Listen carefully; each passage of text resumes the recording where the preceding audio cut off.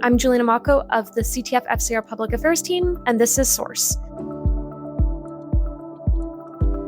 We have a special edition federal election podcast episode where we'll have Mark Garcia, who's the CTF FCR's government relations and advocacy coordinator, and he'll break down our campaign, Our Kids, Canada's Future.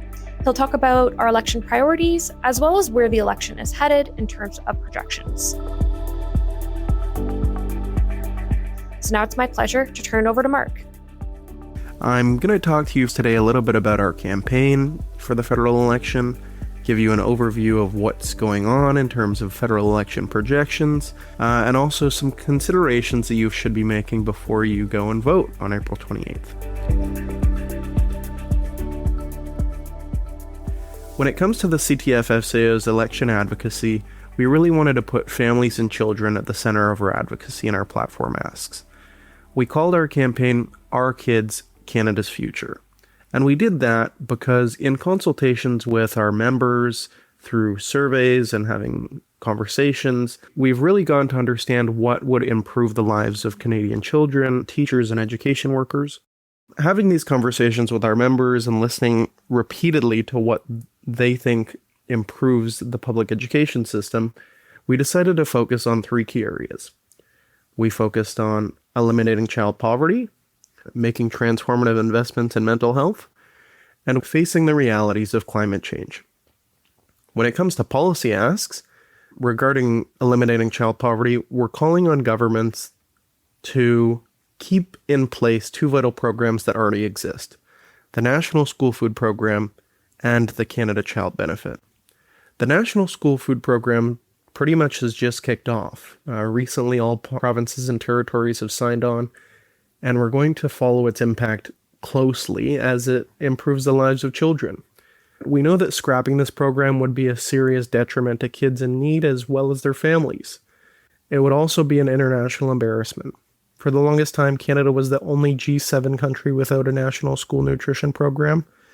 And this is at a time when we've seen increased food bank usage and potential for skyrocketing employment because of tariffs. All of these things sort of bring a precarity mindset to the Canadian public. And having a national school food program brings stability back to families.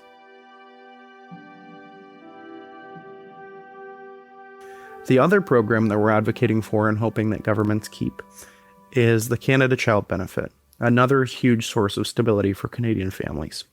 Almost 4 million families benefited from the program in 2023-2024. It's not a program that I benefit from personally, nor the National School Food Program, but it makes me feel good that my tax dollars are going to programs that support children and families in need. When it comes to mental health, we're asking for the federal government to introduce a Canada Mental Health Transfer. So currently we have the Canada Health Transfer, which takes money from the federal government and provides it to provinces to take care of healthcare expenditures. We're asking them to replicate that, but specifically for mental health.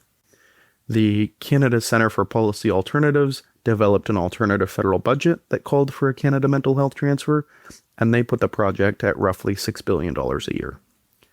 Our last pillar focuses on climate change and the reality that it poses to Canadians and Canadian families. We're asking the federal government to keep climate change and conservation at the core of all spending decisions. We really need retraining, we need retrofitting, we need weatherproofing, we need all of these investments to deal with the realities of climate change. And we need projects in the future to reflect the reality that carbon emissions need to be limited. Climate anxiety is one thing that we've seen repeatedly in the classroom, and honestly, for good reason.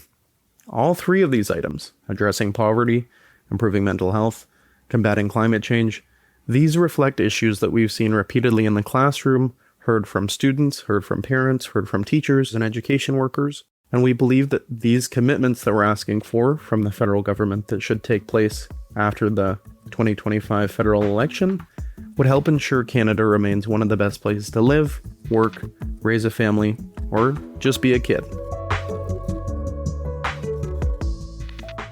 At the time of recording, right now things are looking like a Liberal majority. Pretty much all pollsters are giving a Liberal majority projection, and that's because a lot of the NDP vote from 2021 has now migrated to the Liberal Party in 2025. I know a lot of you might be questioning the validity of that. I mean, a couple months ago, we saw that the Conservative Party was cruising to a commanding majority in the House of Commons with seat projections into the 220s. But fortunes can change pretty fast. And with the election of Mark Carney as Liberal leader and therefore Prime Minister, and also external pressures from the United States, we've seen fortunes turn around for the Liberals pretty quickly. If an election were held today, according to CBC Poll Tracker, and CBC Poll Tracker takes all the individual polls from pollsters and sort of puts them into a model, they project that the Liberals would win 198 seats, the Conservatives 121, the Bloc 18, the NDP 5, and the Green Party 1. And that would include Jagmeet Singh and Elizabeth May both losing their seats. As I'm recording this, the debates have yet to happen. And even though a lot of people have put a lot of stock into the debates happening and changing the election dramatically, normally that doesn't happen. I mean, we have the exception of the US debate before the election of Donald Trump in 2024, changing the narrative quite a bit, but big moments like that don't happen. However, if the debate does influence voter turnout, and we see just a couple ticks on the scale for the Conservatives or the Liberals either way, for example, let's say the Liberals lose a couple points in the next couple weeks, that could translate to a big loss in seats in Quebec or the GTA and really change the election outcome pretty quickly. With less than 2 weeks away from Election Day, we'll have to wait and see if there are any major changes. 338 Canada is another great resource to keep track of seat projections, and we'll also put a resource in the episode description so that you can check it out yourself.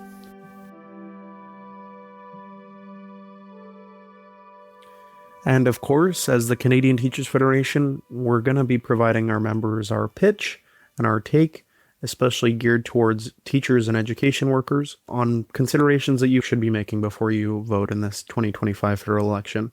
I'm providing this analysis as an employee of CTF, and I'm just trying to share my expertise of working in politics for over 10 years, and also coming from my long-time commitment to electing governments in Canada that would improve the lives for marginalized and working-class Canadians. My comments are largely going to focus on the Liberals and the Conservative Party, but the CTF-FCO recognizes that the NDP has supported teachers and educators and unions on a number of issues, and there are a number of great and amazing NDP incumbents and candidates running in this election, and we encourage voters and our members to support those candidates if that's the best way to elect an MP in your district that aligns with our values. The NDP has always been supportive of workers and social justice, but for many reasons, the NDP has not been able to paint themselves as a viable option to form government, and we're seeing that in the polls. But we do recognize that there is a strong need for NDP members of Parliament in the House, regardless of who's Prime Minister, so that they can hold the government to account on behalf of workers. Democracy operates better when we have a multitude of voices in the arena, but for this analysis, I'm going to mainly focus on the two parties that we think can reasonably form government in this election.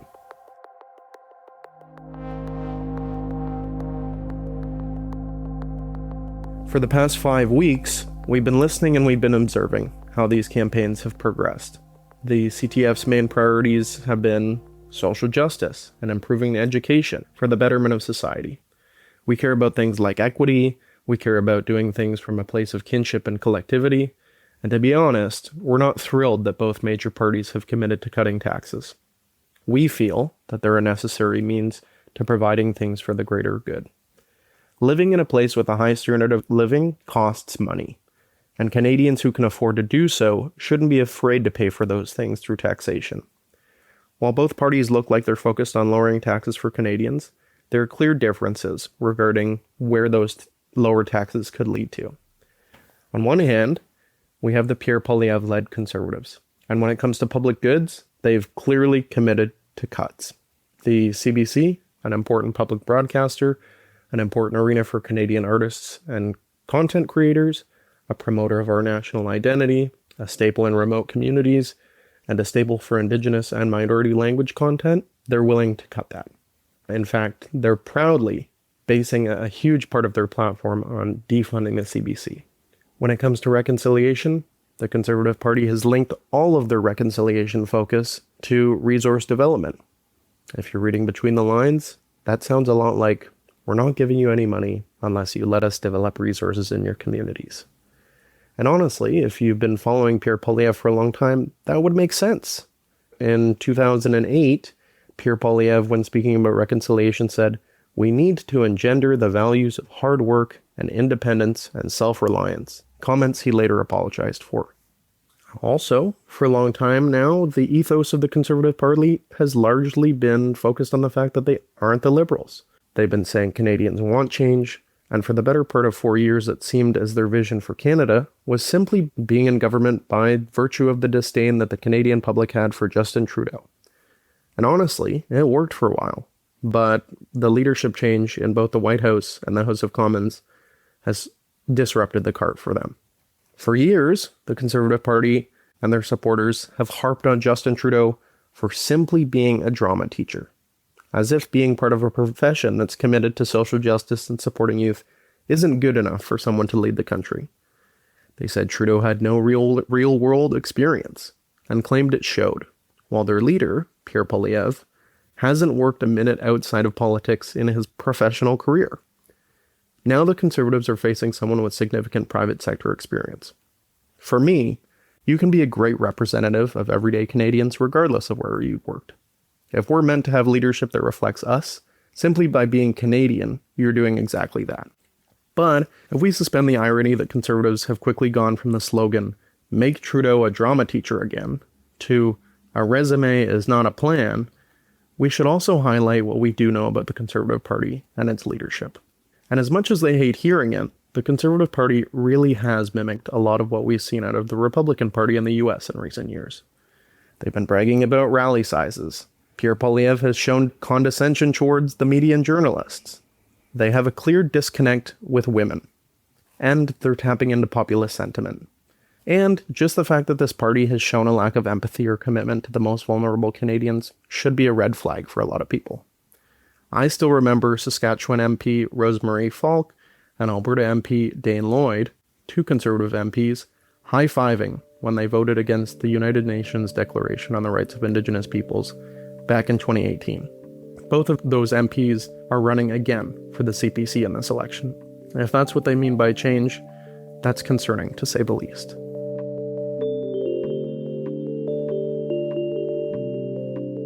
On the other hand, we have the Liberal Party of Canada. The Liberal Party of Canada has faltered many times in the last decade, as has their leadership. They've been imperfect in their support for Labour, they forced striking workers back to work, and they've been imperfect in their efforts towards reconciliation. Remember when Justin Trudeau thanked protesters for their donation at a Liberal fundraising event instead of acknowledging their concerns?